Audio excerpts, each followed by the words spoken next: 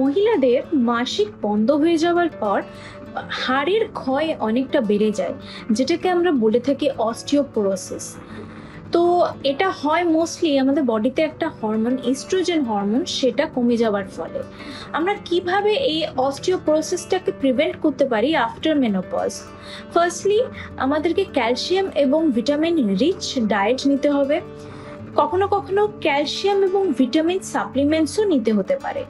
কিছু lifestyle modification করতে হবে। যদি অ্যালকোহল বা স্মোকিং করেন আপনি, সেটাকে কুইট করতে হবে। আর কিছু কোর স্ট্রেংথেনিং এক্সারসাইজ আমরা করতে পারি। এবং যদি মনে হচ্ছে যে আপনার হাড় উইক হয়ে আসছে, তাহলে একটা বোন মিনারেল ডেন্সিটি আমরা করে দেখতে পারি যে আমাদের অস্টিওপোরোসিস হয়েছে কিনা। তো এটার আর্লি ডিটেকশন খুবই জরুরি। আফটার মেনোপজ যে কোনো মহিলার বছরে একবার বোন মিনারেল ডেন্সিটি টেস্ট করে দেখা জরুরি।